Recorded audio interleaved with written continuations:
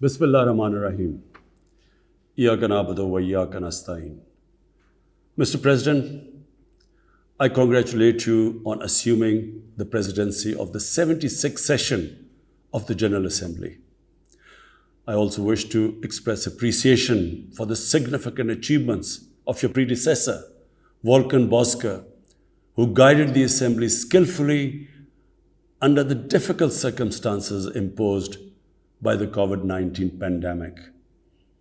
Mr. President, the world is facing triple challenge of the COVID-19, the accompanying economic crisis, and the threats posed by climate change. The virus does not discriminate between nations and people, nor do the catastrophes imposed by uncertain weather patterns.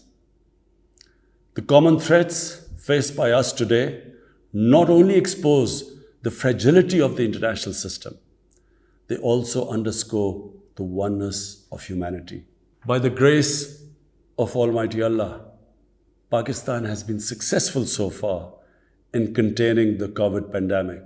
Our collaborated strategy of smart lockdowns helped save lives and livelihoods and kept the economy afloat.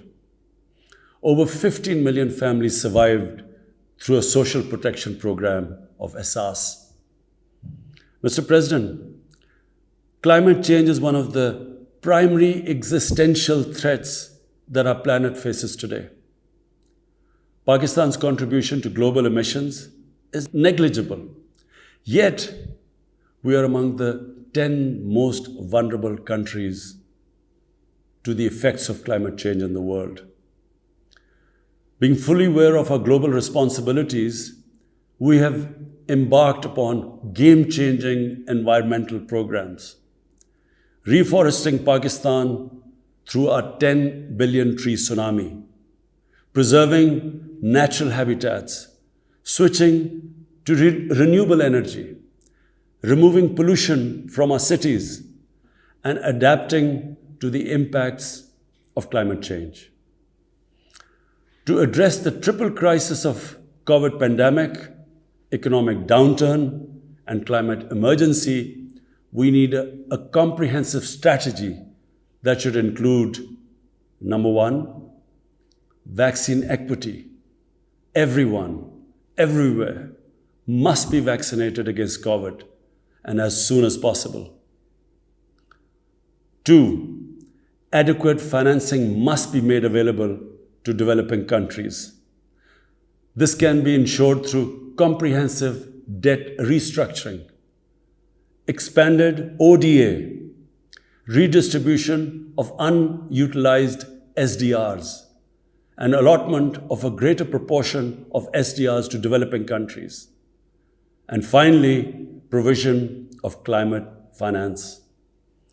Three, we must adopt clear investment strategies which help alleviate poverty, promote job creation, build sustainable infrastructure, and of course, bridge the digital divide. I propose that the Secretary General convene an SDG summit in 2025 to review and accelerate implementation of sustainable development goals. Mr. President, because of the plunder of the developing world by their corrupt ruling elites, the gap between the rich and the poor countries is increasing at an alarming speed. Through this platform, I've been drawing the world's attention towards the scourge of illicit financial flows from developing countries. The Secretary General's high-level panel of financial accountability, transparency, and integrity, called the Fact-Eye Panel, has calculated that a staggering $7 trillion in stolen assets are parked in financial haven destinations. This organized theft and illegal transfer of assets has profound consequences for the developing nations. It depletes their already meager resources. accentuates the levels of poverty, especially when laundered money puts pressure on the currency and leads to its devaluation. At the current rate, when the FACTI panel estimates that $1 trillion every year is taken out of the developing world, there will be a mass exodus of economic migrants towards the richer nations. What the East India Company did to India, the crooked ruling elites are doing to the developing world, plundering the wealth and transferring it to Western capitals and offshore tax havens. And Mr. President, retrieving the stolen assets from the developed countries is impossible for poor nations. The rich countries have no incentives or compulsion to return this ill-gotten wealth. And this ill-gotten wealth belongs, remember, to the masses of the developing world.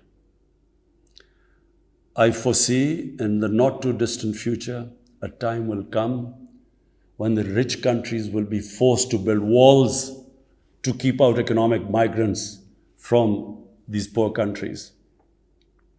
I fear a few wealthy islands in the sea of poverty will also turn into a global calamity like climate change.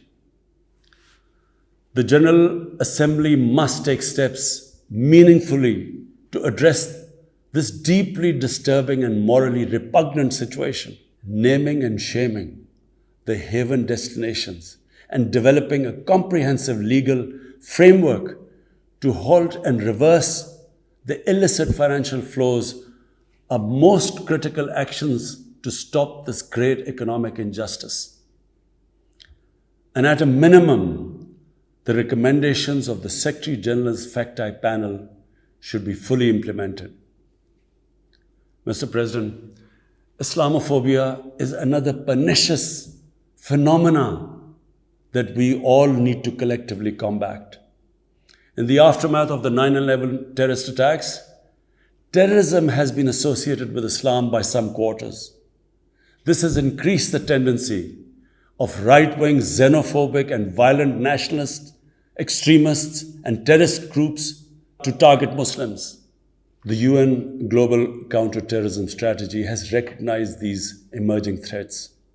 We hope the Secretary General's report will focus on these new threats of terrorism posed by Islamophobes and right-wing extremists.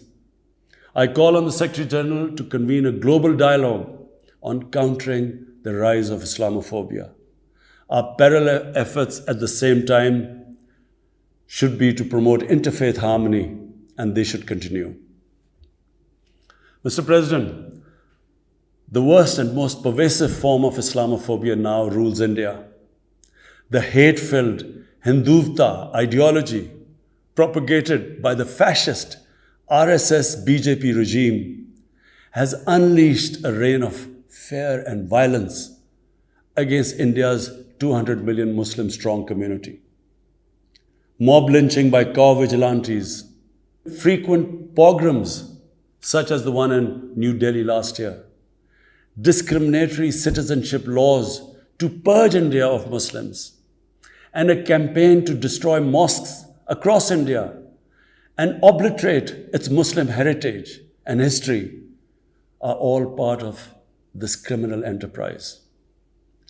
New Delhi has also embarked on what it ominously calls the final solution for Jammu and Kashmir dispute. It has undertaken a series of illegal and unilateral measures in occupied Jammu and Kashmir since 5th August 2019. It has unleashed a reign of terror by an occupation force of 900,000. It has jailed senior Kashmiri leadership, imposed a clampdown on media and internet, violently suppressed peaceful protest, abducted 13,000 young Kashmiris and tortured hundreds of them. It has extrajudicially killed hundreds of innocent Kashmiris in fake encounters and imposed collective punishments by destroying entire neighborhoods and villages. We had unveiled a detailed dossier on gross and systematic violations of human rights by the Indian security forces in occupied Jammu and Kashmir. This repression is accompanied by illegal efforts to change the demographic structure of the occupied territory and transform it from a Muslim majority into a Muslim minority.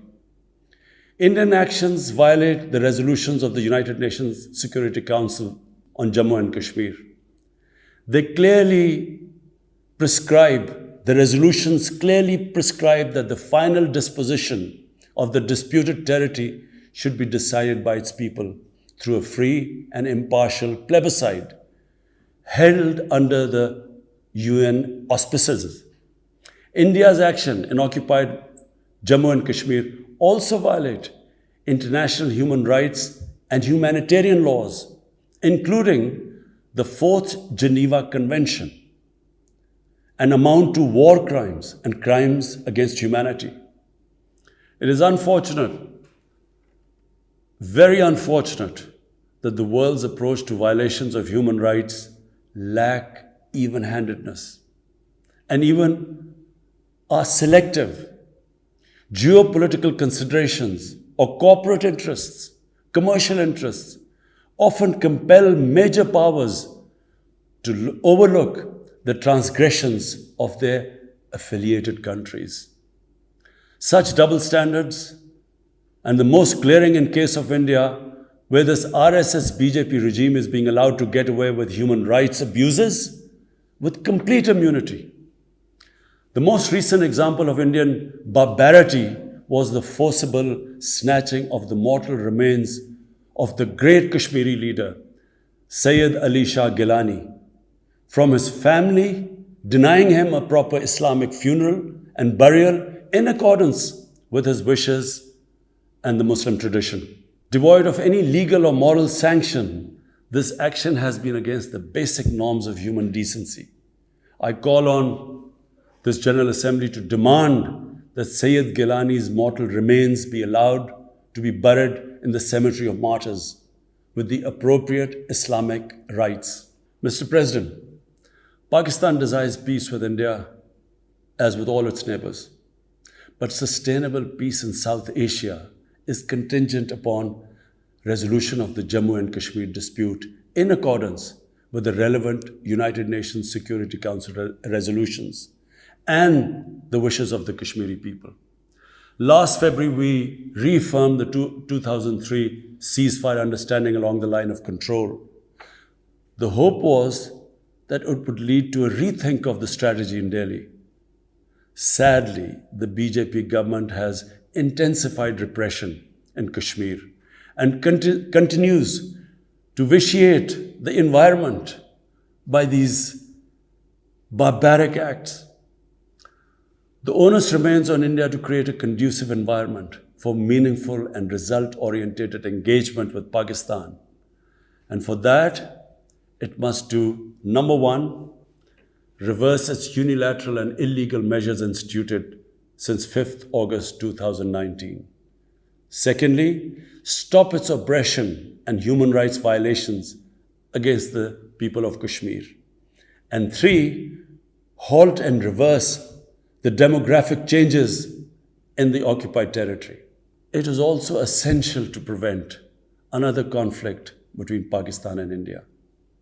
India's military buildup, development of advanced nuclear weapons, and acquisition of destabilizing conventional capabilities can erode mutual deterrence between the two countries. And now, Mr. President, I want to talk about Afghanistan. The current situation in Afghanistan, for some reason, Pakistan has been blamed for the turn of events by politicians in the United States and some politicians in Europe.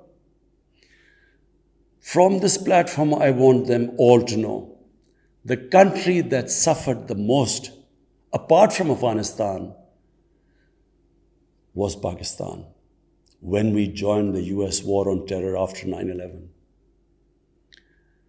80,000 Pakistanis died.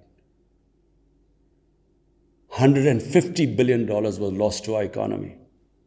There were 3.5 million internally displaced Pakistanis. And why did this happen?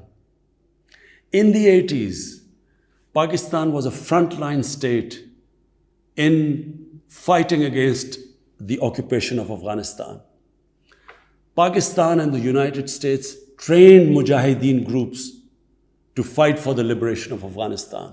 Amongst those mujahideen groups were Al-Qaeda, were various groups from all over the world. They were mujahideen, Afghan mujahideen. These were considered heroes. President Ronald Reagan invited them to White House in 1983. And according to news items, he compared them to the founding fathers of the United States. They were heroes. Come 1989, the Soviets leave. So do the Americans, abandon Afghanistan. Pakistan was left with 5 million Afghan refugees. We were left with sectarian militant groups which never existed before. But the worst cut of it was that a year later, Pakistan was sanctioned by the US. We felt used. Fast forward 9/11, Pakistan is needed again by the US because now their US-led coalition is now invading Afghanistan, and it could not happen without Pakistan providing all the logistical support. What happened after that? The same mujahideen that we had trained that fighting foreign occupation was a sacred duty, a holy war or jihad, they turned against us. We were called collaborators. They declared jihad on us. Then all along the tribal belt bordering Afghanistan, the Pakistan semi-autonomous tribal belt, where no Pakistan army had been since our independence, they had strong sympathies with the Taliban, Afghan Taliban, not because of their religious ideology, but because of Pashtun nationalism, which is very strong. Then there were 3 million Afghan refugees still in Pakistan, all Pashtuns, living in camps, 500,000, the biggest camp, 100,000 camps. They all had affinity and sympathies with the Afghan Taliban. So what happened? They too turned against Pakistan. For the first time, we had militant Taliban in Pakistan. And they too attacked Pakistan government. When our army went in the tribal areas for the first time in our history, whenever an army goes into civilian areas, there's collateral damage. So there was collateral damage, which multiplied the militants to seek revenge. But not just that. The world must know that in Pakistan, there were 480 drone attacks conducted by the US. 480 drone attacks. And we all know that drone attacks are not that precise.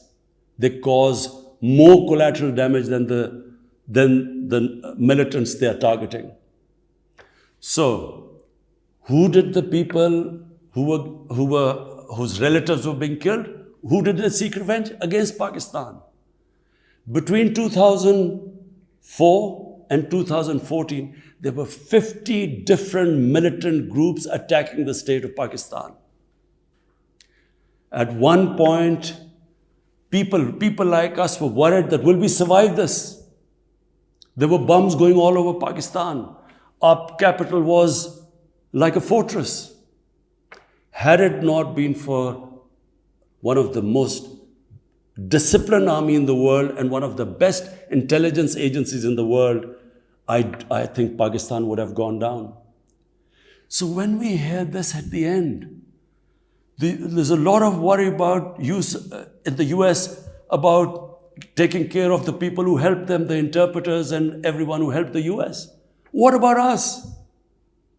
The only reason we suffered so much was because we became an ally of the US, of the coalition in the war against Afghanistan, where there were attacks being conducted from Afghan soil into Pakistan. At least there should have been a word of appreciation.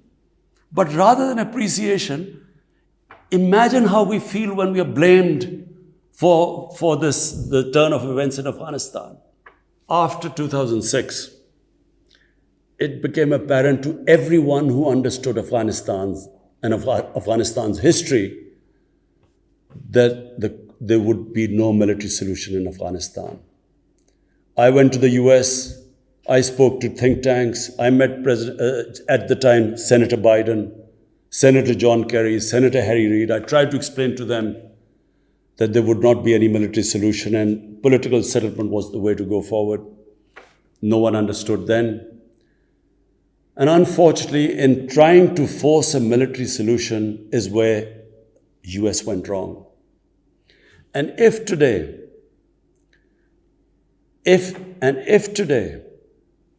the world needs to know why the Taliban are back in power, all the world has to do is do a deep analysis of why 300,000 well-equipped Afghan army, and remember, Afghans are one of the bravest nations on earth. Why did this 300,000 Afghan army give up without a fight? The moment a deep analysis of this is done, the world would know why the Taliban are back in power, and it's not because of Pakistan. So, Mr. President, right now, the whole world community should think, what is the way ahead? There are two paths we can take. If we neglect Afghanistan right now, according to the UN, half the people of Afghanistan are already vulnerable. And by next year, almost 90% of people in Afghanistan will go below the poverty line.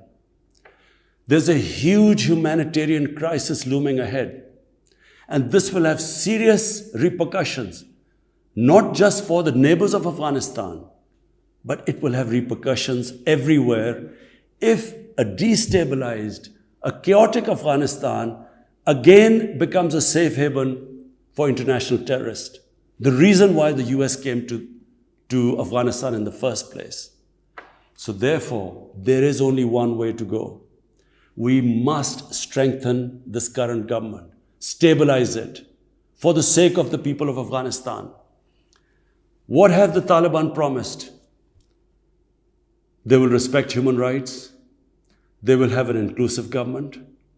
They will not allow this soil to be used by terrorists. And they have given amnesty. Now, if the world community incentivizes them, encourages them to walk this talk, it will be a win-win situation for everyone. Because these are the four things that in Doha, when the US was talking to the Taliban, these were the conditions the dialogue was all about.